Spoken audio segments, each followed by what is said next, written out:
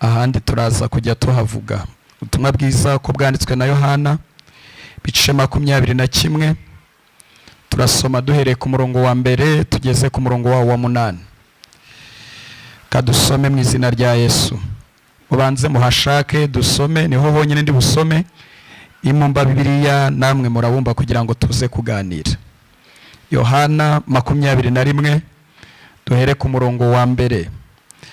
Haravuze ngo hanyuma y'ibyo Yesu yongera kwiyereka abigishwa be ku nyanja ya Tiberiya, yiyerekana atya: Simoni Petero na Toma witwa Didumo na Natanayeli w'Ikana y'i Galilaya na bene Zebedayo n'abandi bigishwa babiri bari kumwe.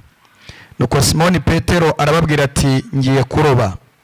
Baramubwira bati natwe turajyana nawe. Barahaguruka bikira mu bwato, ariko bakesha iryo joro ari ntacyo bafashe. Umuseke umaze gutambika, Yesu ahagarara mu kibaya cy'inyanja, ariko abigishwa ntibamenya ko ari we. Yesu arababaza ati yemwe bana banjye, mufite icyo kurya? Baramusubiza bati ntacyo. Arababwira ati nimujugunye urushundura iburyo bw'ubwato murafata. Nuko bararujugunya, ntibaba bakibasha kugira gute? Kurukurura, kuko ifi zari nyinshi. Wa mwigishwa Yesu yakundaga abwira Petero ati ni umwami Yesu. Nuko Simoni Petero yumvise ko ari umwami, akenyera umwenda kuko yari yambaye ubusa, yiroha mu nyanja. Ariko abandi bigishwa baza mu bwato bakura urushundura rurimo ifi, kuko batari kure y'inkombe, ahubwo hari nka mikono 200. Imana ibaho umugisha. Yesu ashimwe. Ndabaye intashyo z'ahantu henshi nanyuze, mwakire intashyo za bene so. Tugiye kuganira amagambo arimo ibyifuzo byinshi, ariko turaza gusengeramo ibyifuzo 2 byonyine nibyo tuza gukuramo. Kandi muze kunyemerera tubane tuganire. Ndavuga umwanya mutoya, tuze gusenga umwanya munini. Muranyemereye? Muranyemereye? Imana ibaho umugisha cyane. Tugiye kuganira ijambo rivuga ngo hari igihe bisaba ko Yesu ari we wiyizira. Hari igihe bisaba ko Yesu ari we wiyizira. Nicyo tugiye kuganira. Hari igihe bisaba ko Yesu ari we wiyizira. Muri izi nkuru muzisomye mwitonze, Petero ajya ku nyanja yari yagumutse kubera ko Petero yagize ubuzima burimo ibice 3, kandi natwe rimwe na rimwe bitubaho. Igice cye cya mbere ni uguhamagarwa n'umwami Yesu, ariko uko bagendana ntamuboneho ibyo yatekerezaga azamubonaho. Kuko Yesu yamuhamagarishije ibitangaza. Yakoze igitangaza, Petero aremera, aramubwira ngo ngwino nzaguhindura umurobyi w'abantu. Petero rero arebeye mu bitangaza Yesu akoze, yamubonanye n'ibindi biremereye, yagize iyerekwa abona azakora n'ibindi biremereye. Ariko ko babana na Yesu, Yesu agahindagura ibintu, biramuvanga rero. Urumva rimwe Yesu yatuburaga imitsima bakarya bagasigaza, ariko ikindi gihe Yesu akabareka inzara ikabica kugeza ubwo babarya amahundo y'amasaka y'abandi batanayasabye. Ubwo buzima rero bwagiye buvangavanga Petero. Muranibuka yuko Yesu ari kuvuga urupfu rwe, Petero yamubwiye ikintu gikomeye. Yaramubwiye ngo uretse no gukubitwa niteguye no gupfana nawe. Ayo magambo murayibuka mwese. Ubwo ndashaka kuvuga impamvu y'aya magambo yo muri Yohana 21.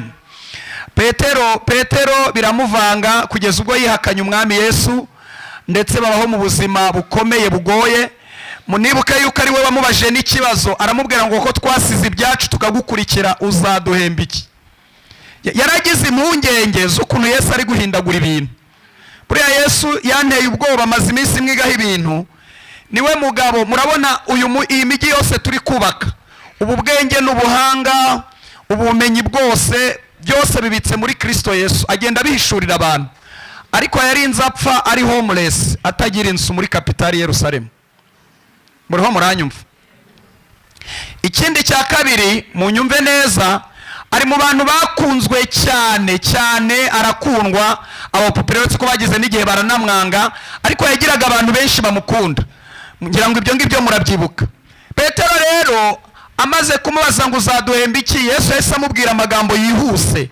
aramubwira ngo basize byose bakankurikira, harimo abana, harimo imiryango, nzabakubira inshuro 100 kandi ikigeretse kuri byo nzabaha ubugingo. Ariko nk'umunyamubiri wese muze kunyumva agenda bimureberamo. Igihe kiragera rero Yesu apfa ntacyo akoze, nta gitangaza kirifatika yabakoreye, nta mazu yabubakiye muri kapitali Yerusalemu, nta nubwo yagiye gusobanurira abagore babo ngo basigire amafaranga, arapfa. Amaze gupfa rero azutse, nabwo munyumve neza, azutse nta gitangaza cy'ibintu bifatika yakoze, bivanga Petero. Ahangaha rero dusomye niho ngeze kugira ngo nze kwihuta. Petero afata icyemezo cyo kugumuka, aravuga ati ndagiye, nsubiye aho yankuye, ndagiye. Kandi nk'umunyamubiri wose nawe wagenda, kubera ko Yesu azutse yaraza akabasura akababwira ngo mbahaye amahoro yanjye muyagumane. Ariko Petero nk'umuntu umureba akavuga ati nyamara hari ikintu ari kubura, iki nta gitangaza akora. Watwereke ko nubwo yapfuye akazuka ariko turi intumwa ze. Petero rero nibwo yabwiye abandi, arababwira ati ngiye nisubiriye ku nyanja kujya kuroba. Murabyibuka yuko Yesu yamuhamagaye amuvanye ku nyanja, afata icyemezo cyo kongera gusubira no ku nyanja kujya kuroba. Munyumve neza, navuze inkuru ndende ariko kugira ngo ngere kuri aya magambo. Agumutse rero mu bigishwa 11 bari basigaye, yagumukanye n'abandi 6 baba 7. Bivuga ko abigishwa batagumutse bari 4, abandi bose 7 baragumutse basubira ku nyanja ya Tiberiya kujya kuroba. Muriho muranyumva? Ngeze rero ku cyo nashaka kubabwira. Bageze ku nyanja, Petero yari yitwaje ibintu 5, uwabyitwaza wese. Umuntu akaguhaya amakuru y'ibintu 5 ukaba ubifite, byanze bikunze amafi wayaroba. Ikintu cya mbere Petero yari afite, muriho muranyumva, nuko yari afite amakuru ko amafi arimo mu nyanja ya Tiberiya. Kandi ntabwo yibeshyaga, ayo si amakuru meza. No mu Rwanda dusigaye tubivuga ngo ikintu cya mbere ni amakuru, ariko no mu mwuka buriye ikintu cya mbere ni amakuru. Urumva rero yari yibitse amakuru ko amafi agize gute arimo. Icya kabiri munyumve neza, nuko yagiye kuroba mu gihe nyacyo. Bagiye kuroba ari nijoro kandi amafi akunda kuboneka ari nijoro. Urumva yari afite akantu keza ko kujya kuroba igihe nyacyo. Icya gatatu gikomeye, bajyanye amato 2 ndetse n'imitego y'amafi. Urumva bari bafite n'ibikoresho. Imana imfashe muze kunyumva. Icya kane gikomeye nuko Petero na bamwe mu bigishwa bari bafite inararibonye, experience. Bari basanzwe bazi kuroba amafi, bari bazi tekinike za kera z'uburyo umuntu aroba amafi kandi akayashobora. Bari bafite experience natangaye. Icya gatanu nishaka aricyo nsorezaho, Petero wahageze bararoba akajya atega amatwi akumva amafarimo, ariko akabona nta nimwe afata. Ashora imbaraga kugeza ubwo yiyambuye ikanzu yambaye ari kumwe na Yesu. Aravuga ati ibi ngibi bishobora kuba biri kunshingirira. Ndashaka kubaganiriza nitonze kubera ko mfite ibintu bikeya tuze gusenga umwanya munini. Iyi kanzu ishobora kubituma ntayafata, reka nyikuremo. Urumva yagize ishyaka ryinshi kurwaga avanamo n'ikanzu yambaye ari kumwe na Yesu, ariko agera mu rukerera nta kintu na kimwe yafashe. Muriho muranyumva? Tugira n'abarokore bameze ko umuntu ava mu buntu bw'Imana na ka Yesu ashimwe akagahanagura kugira ngo mu bucuruzi abantu batazumva avuga ngo Yesu ashimwe bakabimutegeramo, batazumva ko ari umurokore. Ngira ngo ibyo murabizi, ntabwo ari byo nshaka kwigisha kuko nawe n'indi nyigisho ndende. Ikanzu yambaye ari kumwe na Yesu ayikuramo. Ikindi mwasomye muri Bibiliya, bagiye ari benshi, bagiye ari 7. Urumva harimo inyigisho nyinshi, harimo gukora ishyirahamwe, gukora association, gukora groupe, ngo bakesha ijoro baroba, ariko nta kintu bafashe. Bibiliya ivuga ngo nta kintu bafashe, habe na kakandi kagira amaguru 1000, 1000 pate mu Gifaransa, ntayo bigeze bafata. Kandi mwibuke ijambo ry'Imana riravuga ngo biragaragara ko amafi yaragize gute mu rukerera. Nakunze Yesu cyane. Mu rukerera abonye gutagangara aza yigendera, arabahamagara. Muzi ikintu namukundiye Yesu, abahamagaye ntabwo yavuze ngo mwabyana mwe mwatagangaye mwagiye, oya. Ntabwo yavuze ngo mwebwe mwataye umurimo mwebwe mwatayeho n'abasize oya yaje abita abana aravuga ngo bana banjye hari ifi hari icyo kurya mufite. iyo bamusubiza wumva ko bamusubiza nk'aho batamuzi kubera intera y'aho yabasize n'aho bageze ntibamenye ko ari we. bari baratakaje ubushobozi bwo kumenya uwo ari we. barangije baravuga ngo twakesheje ijoro turoba ariko nta kintu twafashe. Yesu ashimwe. muri iri teraniro kugira ngo nihute nza gusoza, Yesu ashimwe, Yesu yabazaniye ihumure bari bamaze gutakaza. Imana ihabwa icyubahiro. twongere ngo Imana ihabwe icyubahiro. Yesu yabazaniye ihumure bari bamaze gutakaza. yaje afite keya, yaje abita abana. Haleluya, haleluya. kandi nanezerewe, Yesu niwe ufite imbaraga zo guhumuriza uwo ari we wese ibihe byose yabahagazemo. abantu duhuhaho turakubwira pole ihangane, ariko Yesu afite imbaraga zo guhumuriza uwo ari we wese. nababwiye ko mbaganiriza nitonze. icya kabiri nuko yabahaye icyerekezo cy'ukuri. yarababwiye ngo nimutere iburyo murafata. mbabaza ikibazo, ntabwo bari basanzwe batera iburyo? muzi ikintu cyari kirimo?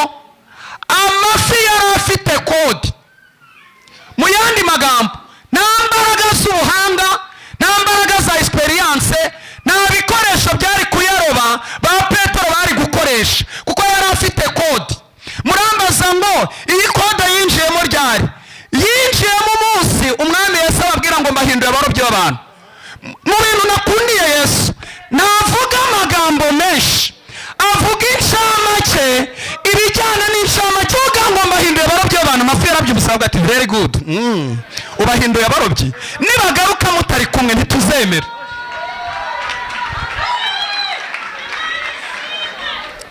mumbabarire mbakosora akantu. abarokore turagenda tugira ikibazo cyo gushaka ubuhanuzi cyane, rimwe na rimwe hakavamo no kutubeshya. ntabwo Imana ikunda kuvuga ibintu bya detaye, ntabwo uwo mwanya Imana iwufite. keretse iyo mwasabanye cyane wayihaye umwanya ishobora kukubwira byinshi, ariko akenshi Imana ivugana n'imizi kurenza amashami. kuko Imana igiye gukemura ikintu ni igikemura ihereye hejuru, igikemura ihereye mu mizi. Imana ihabwa icyubahiro. Imana ihabwa icyubahiro. Imana ihabwa icyubahiro. Haleluya. Imana ihabwa icyubahiro. murumva ko Yesu akivuga ngo mbahinduye abarobyi b'abantu, amafi yaravuze ati nibagaruka mutari kumwe ntabwo bazigera badufata. ariko nyir'ibihashi nawe ntiyavuganye n'amafi, nabikunze cyane, ntiyigeze avugana n'amafi. yaravuze ngo nimutere iburyo muragira gute murafata. amafi ari mu nyanja aravuga ngo wabayeho tutarabaho, uwaturemye arabivuze ngo abyigana ajya kumvira itegeko ry'umwana. Imana ihabwa icyubahiro. kugira ngo noneho nihute ndashaka kubaganiriza mu ndebe hano. maze iminsi niga ubuzima barokore tubayemo, nza gusanga rimwe na rimwe tuzakomereka. kubera iki? abantu benshi barabanira Yesu nabi kubera ubuzima, imibereho n'ibyo tubamo, kandi hari aho tuzakera dusange icyo tumukeneyeho niwe wagisigaranye. mu bukungu ntiyagihaye abize ubukungu, mu buvuzi ntiyagihaye abaganga, muriho muranyumva? mu bijyanye no kubaka imiryango ntiyagihaye abakansara n'abahanga, yaragisigaranye. ndabibutsa ko Yesu yatanze ubwenge, atanga ubuhanga, atanga ubumenyi, ariko afite utuntu yasigaranye.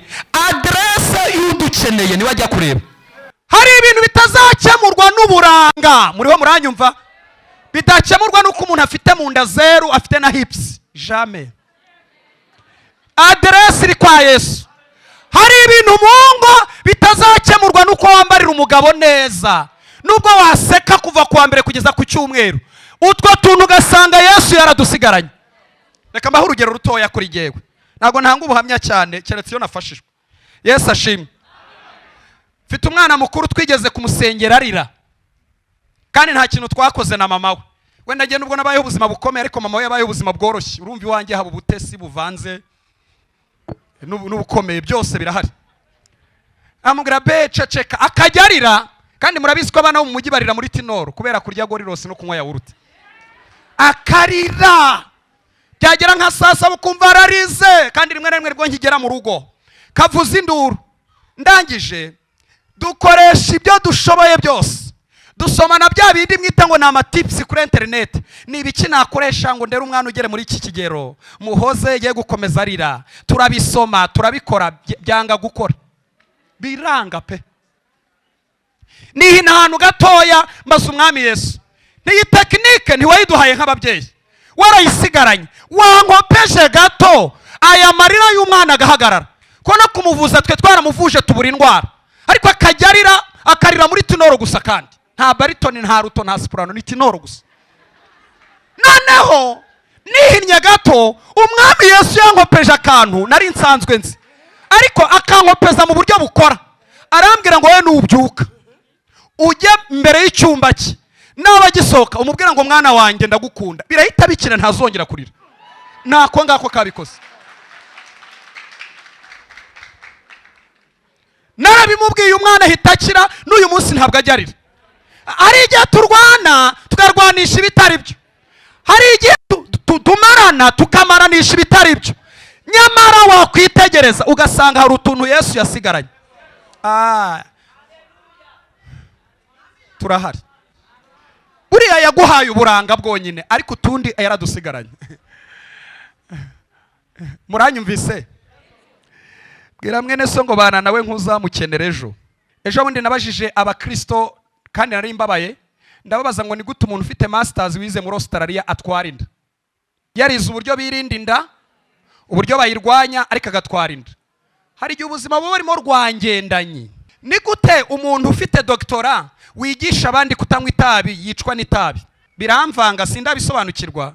Ntabwo baharwanza uzankorera ikiganiro kugira ngo mbyumve ko sindabyumva. Ni gute umuntu wize ufite bachelor degree, buriho muranyumva, unabyihamya unabivuga, yagiye kuvuga ntashobora kurangiza ashyizemo icyongereza, anishima nk'uyifite. Mwarabibonye? Niyo agenda mu nzira uburyo atwaramo ishakoshi, n'uburyo bwereka abantu ngo nararangije.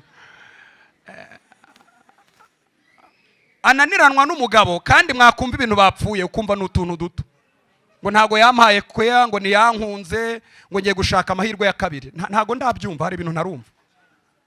Muriho muranyumva? Muriho muranyumva? Abarokore muri muranyumva? Yesu ashimwe. Dukwiye kubana na Yesu nk'abantu bazamukenera ejo, kuko uyu munsi ushobora kuba wumva utamukeneye, ariko ejo hari ikorosi uzageramo umukenere. Reka mabwire ibintu bibiri mu buzima tugomba gukeneramo Imana. Icya mbere ni abagabo n'abagore. Abagabo baje n'abasore. Muri Bibiliya Imana itwemerera ikintu kandi kiremereye. Yaravuze ngo kugira ngo tubone umutsima wo mu butaka izadutera inkunga yitwa icyuya. Abagabo n'abasore. Ni nayo mpamvu muri Bibiliya nta hantu havuga umugore w'umunebwe, ntaho muzasome Bibiliya. Nimubona n'umukobwa w'umunebwe muzamubwira ngo nibyo wigira, ejo bundi bizashira. Ntahaba. Nasomye Bibiliya yose, nta hantu haba umugore w'umunebwe. Abagabo rero Imana yatwemereye inkunga yitwa icyuya. Niyo mpamvu umugabo abayeho adashobora kubira icyuya, ntago Imana bakorana. Ntago muri kunyumva. Muri kunyumva? Umuntu ashobora kuzinduka rero afite ubuhanga, afite ubwenge, afite imbaraga n'ibizigira, agakesha uwo munsi nta kintu abonye, kubera ko aho yashakiye nubwo ari umugabo afite ubuhanga n'ubwenge harimo kode. Hari igihe bisaba ko Kristo mujyana, mutajyana ukabutaha ukabirira ubusa icyuye. Kandi niba hari ikintu kibuvuna mu buzima, ni ukumara imyaka y'ubuzima bwawe ubira icyuya ariko nta kintu uvanamo. Biramwene songo biravuna. Abagabo bari hano baranyumva cyane. Ese muranyumva? Abadamu n'abakobwa mwaje namwe, hari akantu Imana yabemereye. Imana yaravuze ngo mu gihe cyo kubyara izaba ihari, ntibisaba ko musenga. Izaba ije gukora iki? Kongera umubabaro. Mu Cyongereza bivugitse neza ni to increase pain. Nukongera umubabaro. Ni nayo mpamvu njya ndeba abakobwa ugasanga umukobwa ntiyakeneye Yesu, ariko hari ikorosi uzagiramo umukenere. Aha nagize ikibazo, kandi kubera ko ndi umuscientifique mbaza Imana, nayibwira niko bagukwepeye arabwenge uzabakurahe. Muzavuga ibyo navuze. Ko bagukwepeye arabwenge abagore n'abakobwa uzabakurahe. Imana irambwira ngo Jean Paul we igisubizo ngo hakiroroshye. Irambwira ngo buri mugore wese muzima na buri mukobwa muzima agira ibihajyamo arabwenge. Muranyumvise? Kandi ibyo bihajyamo Imana irambwira ngo abankwepeye arabwenge nanjye nzabongerera umubabaro arabwenge. Abadamu tubiziranyeho, niyo mpamvu mubona iby'iki gihe byataye isura. Kandi abantu barize masters batarirutse inyuma y'inka n'intama, ariko yagera arabwenge ugasanga yabaye nk'umusirikare ucitse ikosi ritarangiye. Ndabona mama ndebye cyane, kambwirize ndeba hano. Ndashaka kubemeza iki? Ndashaka kubabwira ko byanze bikunze hari korosi uzagera mukenere Yesu. Inshuti ufite uruhande zinanirwe, abavandimwe muvukana bananirwe, dogiteri muganga mubana ananirwe, umujyanama wawe ananirwe. Muriho muranyumva? Hari korosi uzagera mukenere Yesu. Niyo mpamvu ndavuga ngo ikisi ukwiye kumufata neza, ukwiye kubana nawe neza, ko byanze bikunze hari korosi uzagera mu mukenere. Bahamagara bene wanyu binanirane, bahamagara abavuzi binanirane, bongeremo imbaraga zabo binanirane, ariko iyo ahageze, haleluya, aza yitwaje itegeko. Ntavuga amagambo menshi, avuga ijambo rimwe rikubiyemo gahunda y'icyo atanze. Imana ihabwe icyubahiro. Kugira ngo nsoze rero, dufite n'abandi bene data, kandi iyo umuntu akura irinda kugorana. Nukuri ukabona amahane ariyongera uzamenye kutari gukura neza.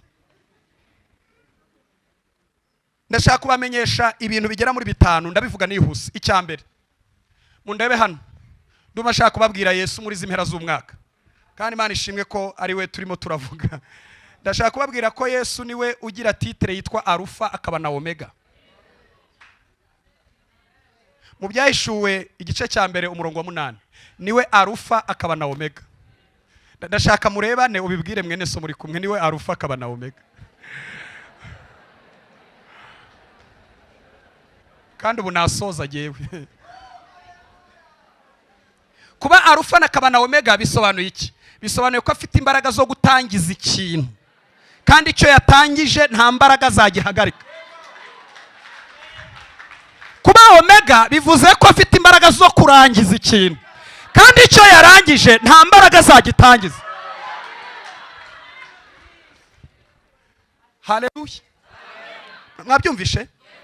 Afite imbaraga zo gutangiza ikintu. Ni nayo mpamvu ibintu byose yatangije nta mbaraga zabisenya. Nta mikorere y'isi, nta bahanga, nta banyabwenge, nta bushobozi bashobora kubita. Bazarinda bapfa batarabasha kubisenya, kuko wabitangije niwe wabihagarika. Ariko ndanezerewe. Haleluya. Niyo mpamvu itorero ry'Imana ritazima. Kubera iki?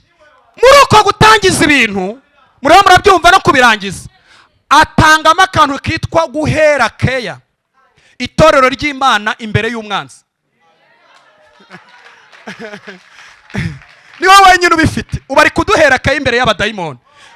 Satani ari hano, dayimoni zirahari, ziriruka nkara hirya, ariko bari kugenda avuga ati ntumukoreho. Niyo mpamvu mutamubona. Ari busy mu itorero ry'Imana. Ari busy. Ntabwo mwamubonye yaje yambaye karuvati n'amakoti, ahubwo ari busy, ari kugenda atunganya umurimo we. Hari umurimo w'ubuntu bwinshi ari kugenda akorera hamwe hano hagati.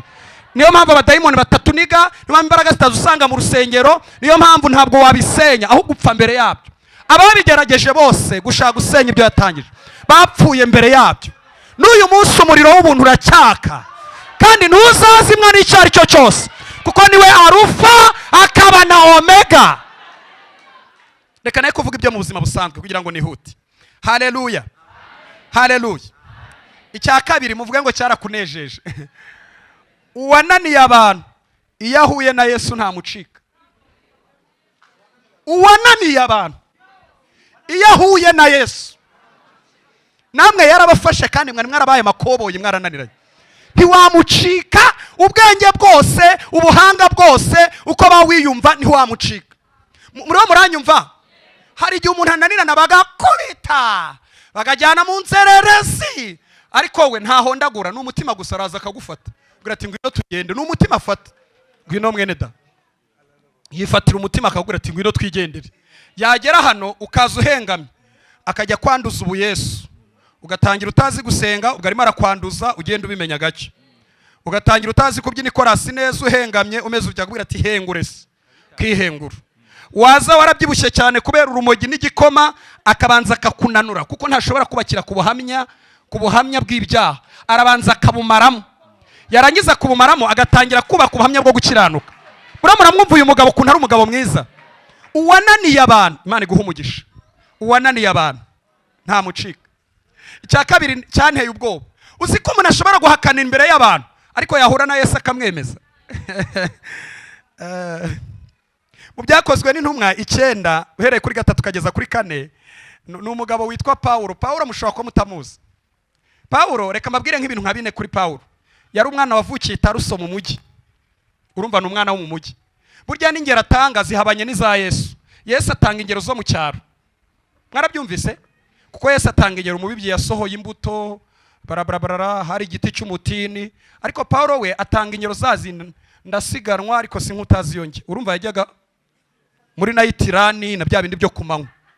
Ndaterana ibipfunsi, yajya kureba kungufu. Urumva ingero ze n'iz'abanyamujyi. Paulo yari umunyamujyi ku Gahuru. Icya kabiri yari yarize ari na eroka, ashobora kuvuga amasaha menshi kugeza ubwo abantu bamwe bananirwa bagasinzira bakikubita hasi. Yaravugaga. Niba hari umugabo wavugaga n'umuntu witwa Paulo. Ikindi yari afite famiye ikomeye, ndetse n'abantu muri hano hari akantu kanditse muri Bibiliya abantu benshi batajya bakurikira. Yaravuze ngo ngende uwo kwa Benyamini. Mu bintu by'amoko bifite icyo bivuze. Niba kuvuga ngo nge nturukayo, mvuka aho data yakunze, abo kwa Biruha, abo kwa Leya. Ntago wapi. Ikindi mu ndebe hano babwira ikintu gikomeye. Yari yarigishijwe n'abahanga ku buryo nawe nyine yari umuhanga. Noneho agira amafilozofi menshi yo kurwanya itorero ry'Imana. Ariko ahuye na Yesu. Babwira ikintu Yesu yamukoreye. Yesu ngo yahereje umucyo mwinshi. Ko Yesu aduhamagarira mu gukiranuka, tugakomereza mu gukiranuka, tukazapfira mu gukiranuka. Ntabwo ajya akoresha umwijima. Ngo umucyo mwinshi waramutunguye. Nasomye birengo ndebe niba haravuye mu mutego basi ngo yiture hasi. Umucyo mwinshi umutunguye ngo uramufata. Wahise uvanamo imyumvire ngo ahishurirwa Kristo. Amaze kwikubita hasi aravuga ngo urinde mwami nkakwizera. Nta muntu wari kumwemeza, ariko acakiwe na Yesu aramwemeza. Mu minsi yashize habaye akantu sinzi niba mwarakamenye. Umugabo barondoye mu iteraniro hagati. Baramurondora ariko uwo muhanuzi ashobora kuba yavuye mu cyaro, ko abanyamujyi ndabazi ukuntu bahanura. Hari abanyamujyi musigaye mufite utuntu muhanura mwabitse n'umutwe. Mwabitse n'umutwe ngo batawumena. Umuhanuzi areba umugabo yari ari kumwe n'umugore we. Aramubwira tumva ukuntu Imana imbwiye, irambwiye ngo waciye inyuma umugore ihane kandi bicaranye. Murabizi rero umudamu umaze iminsi amukeka. Umugabo yahagurutse mu kinyabupfura, ni inkuru yabaye. Arahaguruka aravuga ati bambwiye yuko urebayo ariko uyu munsi wavangiwe. Ntabwo ngewe rwose nigeze nshinya umugore wanjye. Bataha umugore yarakaye. Urumva wari uyoboye iteraniro ukuntu uhita ubigenza nyine namwe murabizi. Ese bimwamwanya gahunda irakomeza birasoza. Ntibirangiye imbere y'abantu. Ntibirangiye. Abantu bose ntabemeje. Abantu bose arabemeje. Birarangiye. Bimaze kurangira. Kandi burya abagabo muri hano reka nacyo gishyiremo, bigora Imana kurondorera umugabo ari kumwe n'umugore we. Kubera ko mu buryo bwa Bibiliya butari uburyo bwa feminisme cyangwa systeme z'isi ziri kuza, umugabo ni umutwe. Amavuta yatembye mu mutwe niyo agera ku bwanwa no ku misozo. Nimumbaza ubwanwa icyo ari cyo. Ariko imisozo ndayibabwira, imisozo ni abana n'abuzukuru. Ni nayo mpamvu umugore nta bushobozi afite bwo kwinjiza amavuta mu rugo. Niba unafite n'umugabo udasenga, musengera asenge, 3/4 by'abana bazakunanira. Kuko amavuta y'umugabo ntava ku mutwe nyine agatemba mu bwanwa no ku misozo. Abafeministi mwe nimunkubiti. Mundebe hano nimunkubiti. Uko nukuri kw'ijambo ry'Imana. ni nayo mpamvu no mu bijyanye no kurondora ntabwo Imana igipfa kurondora umugabo, keretse iyo yananiranye akananirana, naho ubundi iba yaramusuye ikamusanga ku kazi, papa wakwihanye, yabona arananiranyisha ikabona kumusanga mu materaniro hagati. Ariko ubundi Imana yubaha abagabo. Niyo wajyanye n'umugore gusenga irondora umugore ikamuzonga, umugabo agataha ari umweru. Niko bigenda. Imana irabizi ko kwangiza umugabo no guparariza umutwe, kandi upararije umutwe upararije n'amaguru n'amano n'ubwanwa n'imisozo y'imyenda. Ni nayo mpamvu buriya ni muri iterano harimo n'umugabo wabwiye umugabo we ngo nimbwa, ubwo nyine iwanyu muri imbwa, ubwo amavuta winjije mu rugo azava ku mutwe, imbwa mu bwanwa, ku misozo y'imyenda. Nunarakara we kujya ubwira umugabo nabi, ahubwo wasohoka ukajya gutembera hariya, kuko umugabo ushobora kumwangiza. Wamubwira ngo uri zeru, uri zezenge, uri zezengere, yajya nagenda yakora ibikorwa, imishinga ya zezenge, gusenga ni zezengere. Sinzi impamvu mbivuze, ariko nagira ngo ubwo mubimenye. Yesu ashimwe. Haleluya, haleluya. Barataha bageze mu rugo, umugabo ntiyabihakanye ku mugaragaro, umuhanuzi ntiyahindutse umunyabinyoma, n'umuturage n'uwavuye mu cyaro utazi kurondora abanyamugi. Bigeze nijoro ngo Yesu yaraje. Egera hirya gato. Araza, aramuniga, ibintu byabaye ku mugaragaro. Aramubwira ati urihana cyangwa nkwica? Urahitamo ibintu bibiri, ndakwica cyangwa wihana. Kandi burya ntabwo yakwica, ahubwo aba yazanye urukundo rusa naho runyuze mu iterabwoba. Kuko umuntu w'umufungamutwe ayoborwa umuntu w'umufungamutwe mu Mana mu ijuru bazi kumuyobora, bamuyoboza urukundo ariko rufite ibikangisho. Ntago munyumvise. Ni nayo mpamvu muzajyamo abantu boroshye imbere y'Imana, bizatuma Imana itabatumaho ibikomeye, izabatumaho utuntu twa rojyorojyo tworoshye. Ariko nimo bafungamutwe izajya batumaho abantu nka Nebukadinezari ko bita, izaguha umugabo ugushyira ku murongo, uzakavuga ati kandi nawe musengana, iguha umugore ukubwira ati nakurebye mbona tu. Ariko iyo woroshye Imana igutumaho utuntu tworoshye. Mu rukundo rw'Imana nuko bayobora, muvuge ngo nuko ubuyobozi bugenda. Baramuniga, mwayumvisha agiye gupfa, icyo cyaramurenze. Ndaje mbabwira ukuntu inkuru yasoje, ndabona mukunda inkuru Mana. Baramuniga, icyo kiramurenga, kimaze kumurenga aratabaza, ngo aramubwira ngo ngiye kukureka gato, ngo ukangure nkwambure ibitotsi, uhita ubwira umugore wature neza uko byagenze. Ngo yarabyutse umugore abona icyo cyamurenze, sise wabaye iki? Ngo ahita akangura umugore, aramubwira ati nari mpfuye. Warubaye iki? Yesu aranize. Akunigiye iki? Ati bya bindi. Hari ibintu mudakeneye kurakara, mukeneye kubwira Yesu akiyizira. Kuko yakwemeza. Byarangiye yihannye, umudamu ntiyaba akabati, mujye mu bakabati. Ahamagara n'uwiwanjye bari basenganye, aramuhamagara, haro, ati Imana iramunize. Indese ibintu n'induru.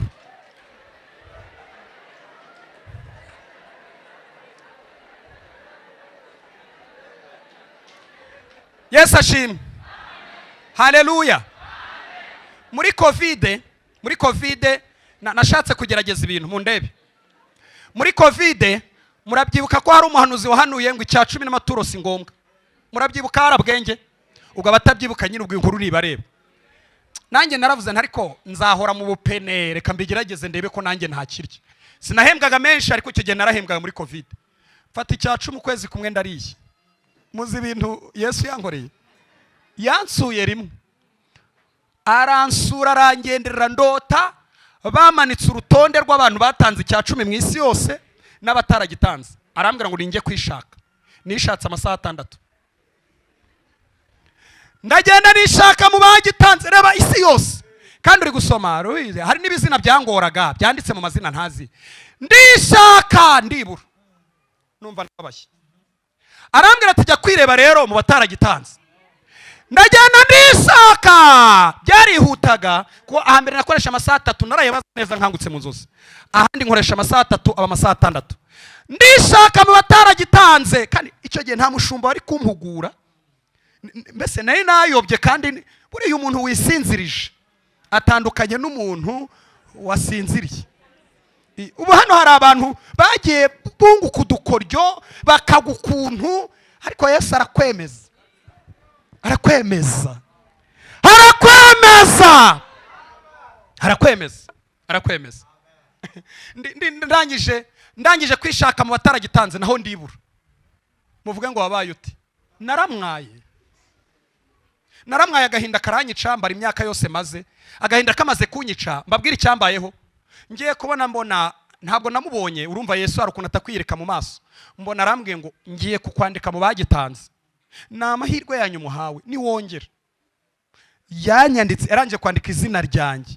Kuva uwo munsi nubwo mwese mwahagarika habonetse impamvu, nge najya nohereza, kuko nge yaranyemeje sinshaka azongera kugaruka. Niwe mugabo ufite imbaraga zo kwemeza uwananiye abantu. Umuntu wahakanye, umuntu utarabyemeye, niwe mugabo ufite imbaraga zo kumwemeza. Yesu ashimwe. Haleluya, haleluya. Icya gatatu cyanejeje umutima wanjye, Yesu niwe ukemura ikibazo agihereye mu mizi. Ntabwo abarokore mu nyumvise. Yesu afite imbaraga zo gukemura ikibazo agihereye. Ndababaye kuba mutanyumvise. Muranyumvise? Mwibuke ko mu isezerano rya kera yakoraga, no mu isezerano rishya arakora, kandi n'uyu munsi natwe arakora. Murabyibuka? Afite imbaraga zo gukemura ikibazo agihereye. Ngiye kuzana urugero rumwe ubundi nsoze. Hari umuntu muzi muri Bibiliya witwa Ishimayeli. Ishimayeli muramuzi? Ni umwana wa Aburahamu. Murabizi ko mama we yitwa Hagayi. Babirukana mu rugo rwa Aburahamu, rwari rwuzuye ibiryo, rwuzuye abantu bari mu birori, rumeze neza. Babirukana babohereje mu butayu. Aburahamu abirukana yamuhaye ibintu bibiri. Yamuhaye imvumba. Imvumba ni agakoresho gakoze mu ruhu rw'indogobe cyangwa inka, kameze nk'akadomoro. Twavuga nk'akadomoro. Akadomoro murakumva? Bamwe bavuga akadomoro, abandi akaduki, byaterwa n'icyo uvuga. Akajerekani, yamuhaye akajerekani k'amazi, amuhereza n'umutsima, aramubwira ngo nimugende. Uko bagenda mu butayu, niko bya bindi yabahaye za mpamba zose zishira. Ngo bagera ahantu, ariko naranezerewe. Bagera ahantu ngo barebye, mama warebye abona umwana wagiye gupfa, ngo amusiga ahantu warasa umwambi ngo atamubona apfa. Bibiliya iravuga ngo Imana yumva ijwi ry'uwo mwana. Ntabwo yumvise ijwi rya mama we, yumvise ijwi rya Ishimayeli kubera isano afitanye na Aburahamu. Aburahamu w'Imana. Mwari muzi ko Imana itwumva? Kubera isano dufitanye nayo binyuze muri Kristo Yesu, Imana igitwumva. Ni bande babizi ko Imana itwumva? Haleluya!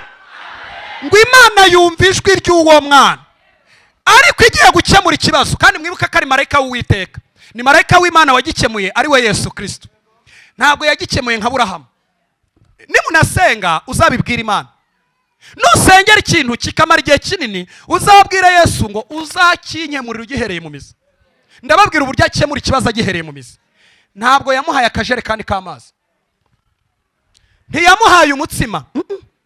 Oya, kubera ko yabimuha, iyo yongera kubimara yari guhangayika birenze uko yahangayitse mbere. Nanga urugero, Imana niguha minervari y'ukwezi kumwe y'umwana, wasenze warize amaso yatukuye, nibongera kugaruka ku gihembwe cya kabiri uzongera urire amarira angana nayo warize. Dore ko Yesu rero agikemuye. Icyo yakoze, Bibiliya iravuga ngo yamukoze ku maso amwereka iriba. Muzi icyo bivuze? Biravuze ngo igihe ushakiye ugomba kuvoma.